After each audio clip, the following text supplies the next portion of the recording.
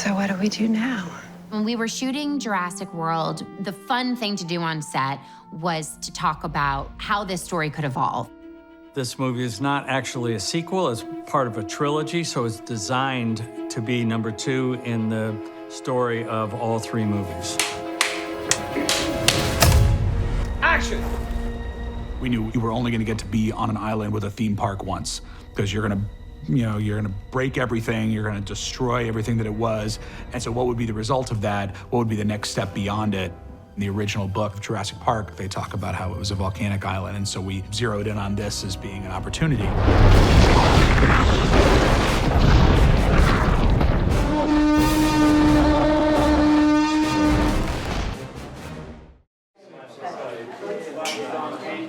I'll watch this behind the scenes stuff, and I'll be like, Chris, take a breath and just shut your mouth for 2 seconds. But I can't.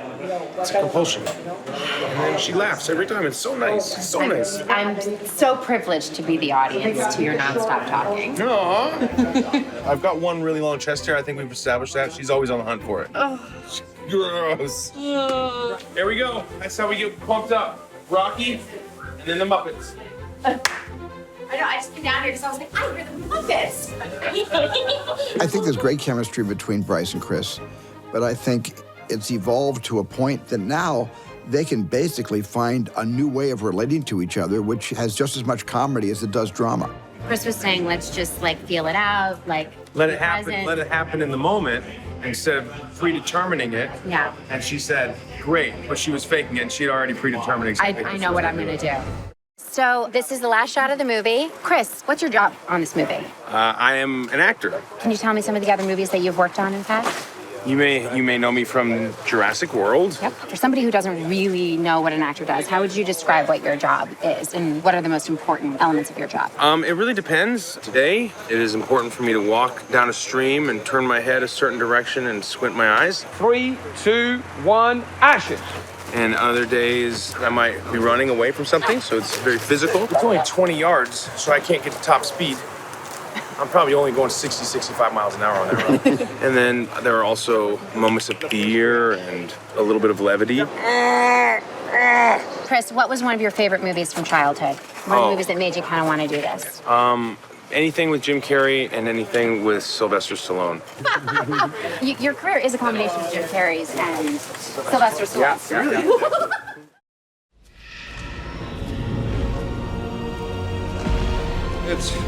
It's a dinosaur.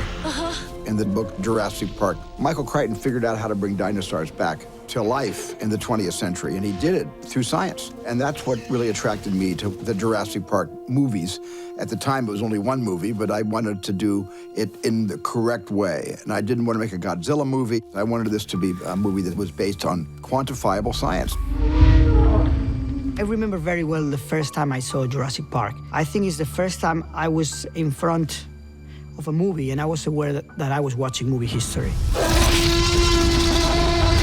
I knew that from that moment on, everything would be possible to put on the big screen, no matter how crazy that would be, in a realistic way.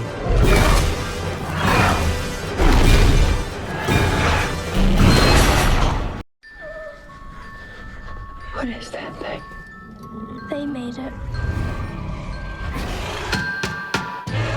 In a Jurassic movie, it's so important the level of reality in recreating those dinosaurs. They need to feel 100% real. And sometimes animatronics are designed for one specific shot. Blue. And the moment that you need to do something more is when you get into the CGI. We had a great relationship with Neil Scanlon and his animatronic team, who made some of the best animatronics I've ever seen. Needs to be a bit quicker, I think. What has been fun in post-production is we've enhanced in certain places where JA's wanted the animatronic just to do something a little bit different. So we might, for example, just replace the tail in one shot. Or in another shot, we would just replace one of Blue's claws. And it was always quite enjoyable playing CG versus animatronic guessing game with JA. And I think he figured it out in the end. This is gonna be awesome. And hopefully the audience will see the same and they'll go along with the ride like the rest of us have. The secret behind the work that we did in Fallen Kingdom was to merge both technologies. To cheat the eye of the audience so there is a moment that they don't know what they're watching, if what they're watching is real or not.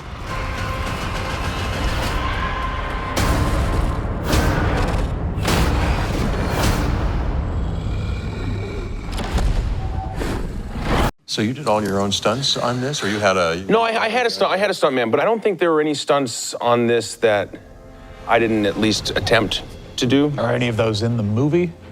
Your attempts? I think there are. You know, there is one. Oh, you the rolled T-Rex. through the T-Rex. The T-Rex, like doing the somersault through a T-Rex off of a truck. That's real. That was a real T-Rex. That was. Yeah, we did it. We did it like 3 times because like there's this trick in the stunt world where you have a stunt man doing a spectacular thing and then he dips out of frame and then the actor pops up, you know? And that's always such a giveaway. You know that the actor didn't do the stunt. So we were doing this and the momentum every time it kept bringing me down below frame. It makes you a little nervous. Pat was like, come on, hey, listen, it's early in the movie. Take it easy on your body. I was like, Pat, I can do this. What's the point of having me do the stunt if I leave the frame? One more, I got this. And I did it on that one. I banged my elbow so hard, but I was immediately embarrassed and I wasn't gonna say anything. They're like, you okay? I was like, am I okay? Yeah, I'm fine. This movie was, it hurt my body. I just got banged up on this one. Owen didn't somehow. He had a little grazed cut. Oh, he got grazed. Yeah, there was a little graze. Yeah. I take it back. Yeah, he got a graze on his eyebrow. I mean, that's a massive range of motion that you've got. The work with the animatronic has been for us one of the most exciting moments in the film. What Neil did with the design and the mechanics of these animals was amazing. This kind of like shaking that was very effective. The actors hadn't really seen Blue in a full glory. And so they walked onto the truck that Blue is on, and there's no one inside. There's just a dinosaur lying on the table, breathing and shivering. Wow, that's really good. And they just completely engaged with it. I like actually that freaked out like, all right, it's a little too real for me. I'm good. I couldn't help but freak out the entire time. Like it was, as if I was in front of a real dinosaur.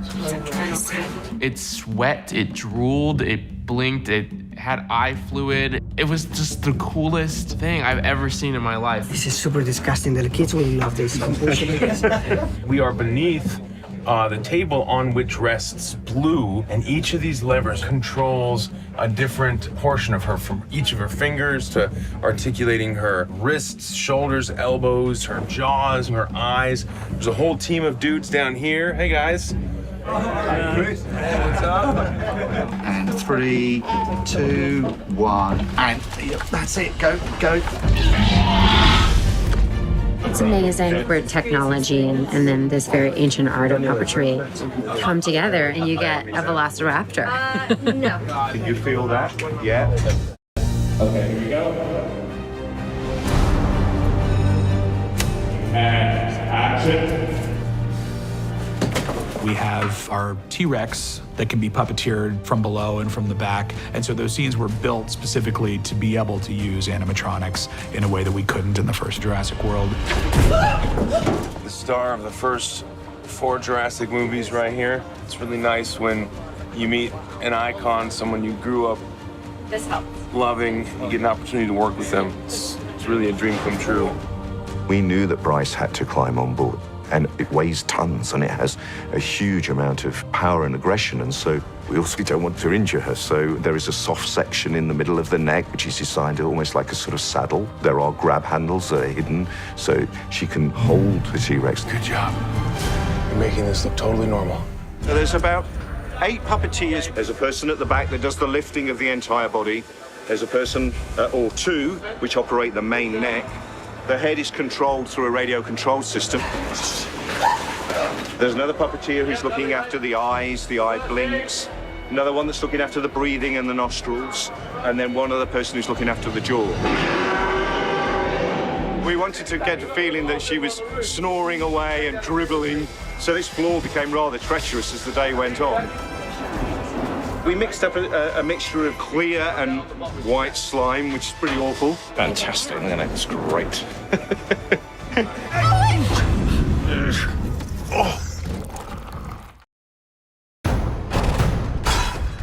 Be careful. There's dinosaurs everywhere. And they're flipping out and killing people. There were scenes where we had so many dinosaurs in the same frame that we had to make the frame bigger. In this Jurassic World, you will see more dinosaurs than you've ever seen in all the other Jurassic movies combined. And we're gonna see all the dinosaurs again that we all loved so much in the first movie. We're gonna have Blue. Hey, girl, you think what I'm thinking? We have the Mosasaurus. We have the T-Rex. We have a Baryonyx in this movie. We have a Carnotaurus. The Carnotaurus fights the Sinoceratops. We have a Stygimoloch. We just all love the Stygimoloch. We have a brand new genetically modified dinosaur called the Indoraptor. It's a psychopathic, murderous beast.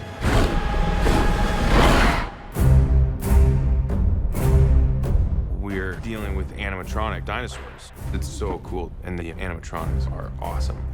I think what the fans of the movie like is that we still have those real dinosaurs for the actors to interact with. Yeah, that's pretty good. Today's audience still hanker for practical effects in movies. On this project, we're all working together to make these animals come alive. We're able to create some hopefully really beautiful connection between man and beast in this movie. All right.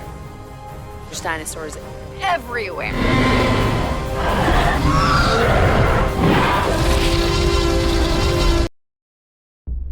How many can you save? 11 species. Blue is the last of her kind. You'll never capture her. We thought you might know someone who could help.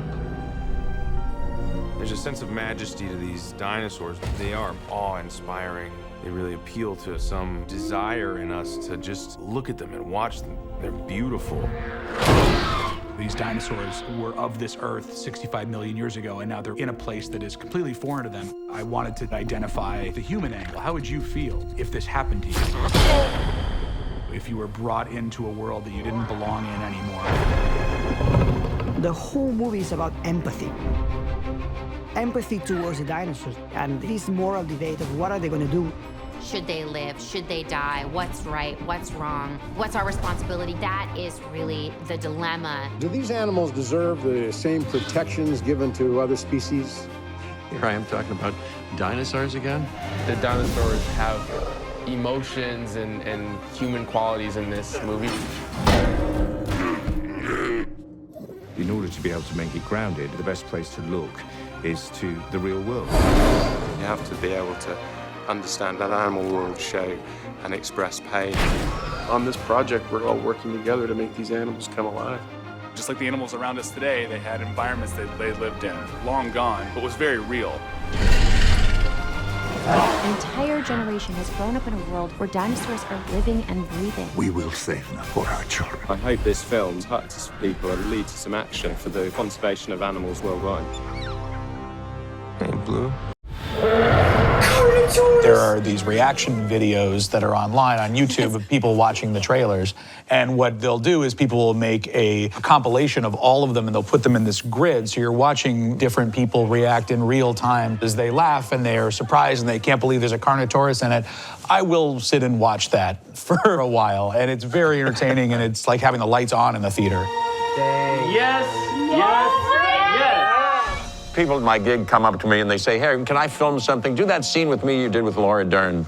And they give me a glass of water. Yeah, and they want me to do that, you know. That's really what they want me to do. I'm gonna ask you to do that again. There's like this memeable thing that happened with Owen when he was trying to back down the raptors as they moved towards him. I thought that was pretty cool. Okay. I get that sometimes where someone will come up to me and they won't even say anything, but they'll just adopt that posture to show their appreciation.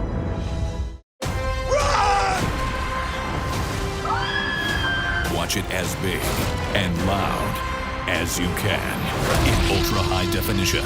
Welcome to Jurassic World. On digital now, on Blu-ray September 18th. So what did you think of that video? Now, stay with me as I've some interesting making of facts for you. Jurassic Park had 14 minutes of dinosaur footage, and out of these, only 4 minutes were rendered with computer graphics. The rest were shot using animatronic models, including a 20-foot T-Rex that weighed more than 13,000 pounds. Are you a fan of the Jurassic Park franchise? Subscribe to our channel and check the notification bell to always be up to date with all the latest releases.